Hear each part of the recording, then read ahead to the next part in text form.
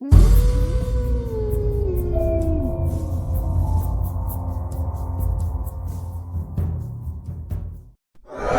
कहानी की लेखिका है विनीता मोहता। काली गहरी रात, दूर तक फैला हुआ अंधेरा, चारों तरफ सन्नाटा। उस सन्नाटे को चीरती हुई दूर कहीं जानवरों के रोने की आवाज आ रही थी। पेड़ पर चमकती दो आंखें मानो किसी का इंतजार कर रही हो। दूर दूर तक किसी गाड़ी या इंसान का नामो निशान नहीं था। तभी एक पक्षी के फड़फड़ाने की आवाज आई और पेड़ से उसकी लाश नीचे गिर गई। उन आंखों में चमक आ गई थी।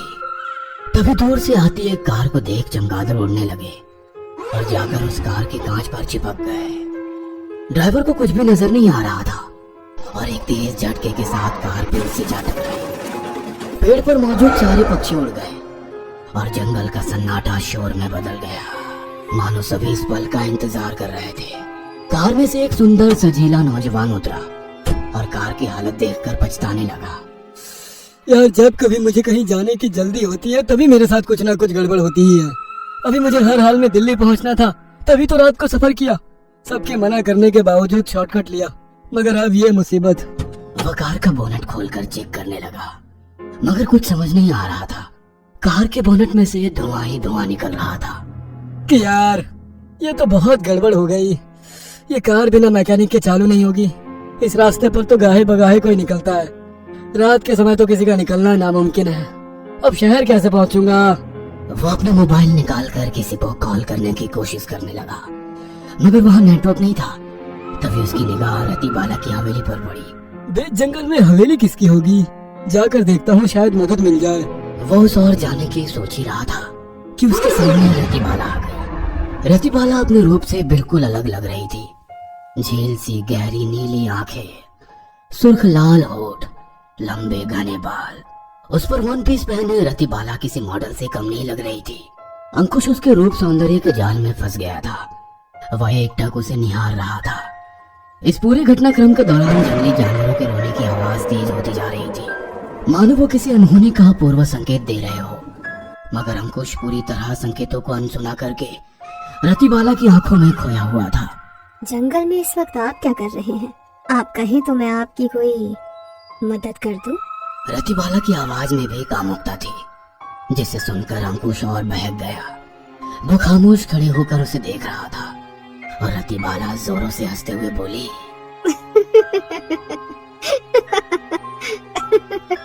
इस सुनसान जंगल में किस सोच में डूबे हुए हो? क्या आपको पता नहीं यहाँ जंगली जानवरों का खतरा है? इसके पहले कि किसी जानवर का डिनर हो, आपको यहाँ से निकल जाना चाहिए। रतिबाला की हंसी से मानो अंकुश का भ्रमजाल टूट गया। वह बोला, आप कौन हैं? इतनी रात को इस सुनसान जंगल में क्या कर रही हैं? आपको डर नहीं लगता? मेरी तो पूरी जिंदगी इस घने जंगल के बीच में गुजर गई। मुझे यहाँ डर नहीं लगता। सामने देख रहे हैं, वो मेरी हवेली है। आप चाहे तो कुछ देर वहाँ रुक सकते हैं। सुबह होते ही मैकेनिक आपकी कार सुधार देगा। तब तक आप हमें अपनी सेवा का मौका दें। एक घने जंगल में हवेली, ऊपर से जंगली जानवरों का रोना। एक पल को अंकुश का भ्रम टूट गया।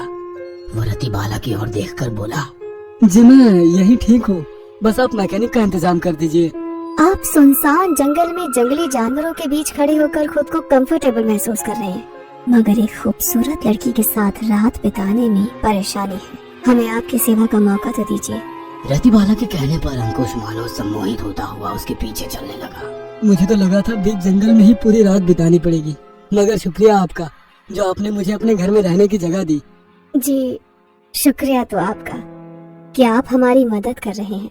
मैं आपकी मदद कर रहा हूँ, मगर कैसे?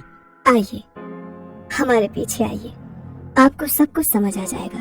कहते हुए रतिबाला उसे देखकर मुस्कुरा रही थी और अंकुश मंत्रमुग्ध सा उसके पीछे पीछे चल रहा था। हवेली का पोर्च काफी गंदा था। ऐसा लग रहा था मानो बरसों से वहाँ कोई नहीं रहा हो। पोर्च के चारों ओर सूखे पत्तों के ढेर थे। एक कोने से बहुत तेज बदबू आ रही थी। अंकुश ने उस ओर देखा तो हड्डियों का ढेर और कुछ मरे हुए जानवरों के शरीर पड़े थे। यह सब कुछ देखकर भी उसे समझ नहीं आया। वो रतिबाला के पीछे पीछे पोर्च पार करता हुआ हवेली के दरवाजे तक पहुंच गया। रतिबाला के पहुंचने से ही हवेली का दरवाजा खोला और दोनों अंदर दाखिल हुए। अंकुश कुछ कदम अंदर आया ही था कि हवेली का दरवाजा खट से बंद हो गया। अंकुश ने पीछे मुड़कर देखा तो रतिबाला बोली, क्या बात है, तुम वहाँ पर क्यों रुक गए? आगे आओ। वो दरवाजा अपने आप खुला और बंद हो गया।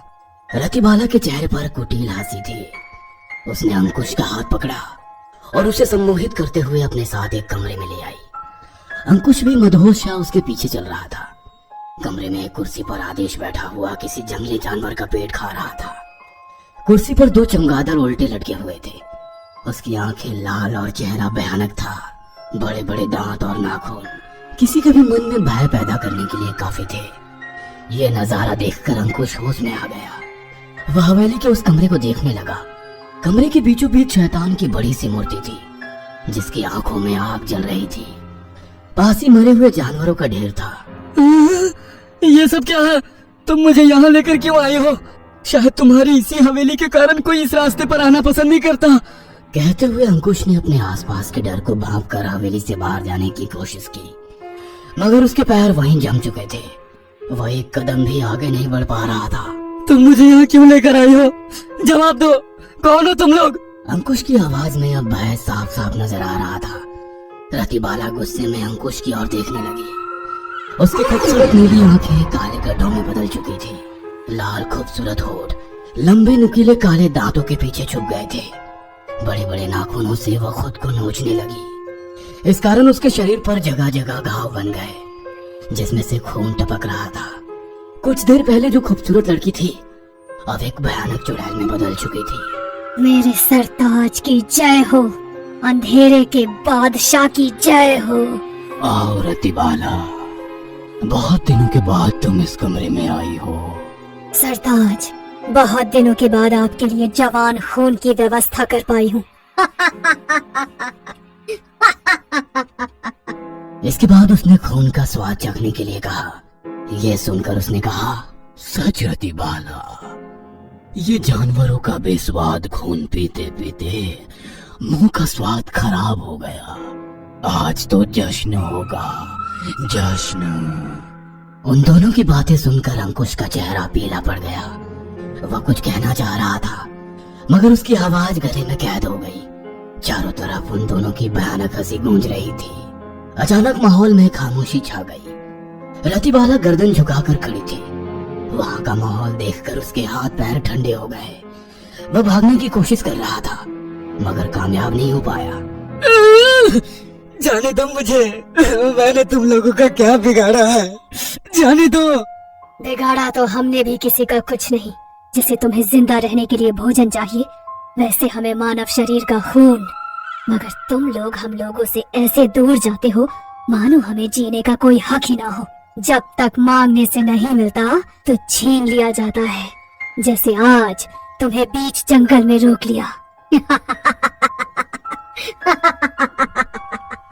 कहते हुए वह बहुत जोरों से हंस रही थी। अंकुश वहां से भागने के लिए अपने पैरों को उठाने की कोशिश कर रहा था, मगर ऐसा लग रहा था मानो कोई भारी वजन उसके पैरों से बांध दिया गया हो। तभी उसे अपनी गर्दन पर किसी के हाथों का एहसास हुआ। उसने पीछे मुड़कर देखा तो वहां आदेश खड़ा था। वो एक पल में कुर्सी से उसके पीछे आ गया। यह बात अंकुश के लिए एक पहेली बन गई। उसकी लाल चमकती आंखें और लपलपाते हुए होठों को देखकर अंकुश वहीं बेहोश हो गया। आदेश ने अपने हाथों की शक्ति से अंकुश का शरीर हवा में उछाल दिया। रतिबाला, मेरे पिशाच बनने के बाद शैतान देवता को यह हमारी 107वीं मानव बलि है। बस एक और इंसान का खून शैतान देवता को चढ़ा दिया तो हम लोग बहुत शक्तिशाली हो जाएंगे, अमर हो जाएंगे हम दोनों।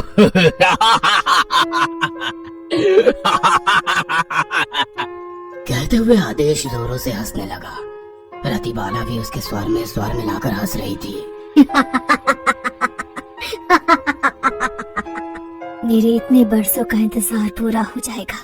मेरे सरताज, हम दोनों मिलकर इस दुनिया पर राज करेंगे। उस खूबसूरत समय की प्रतीक्षा है।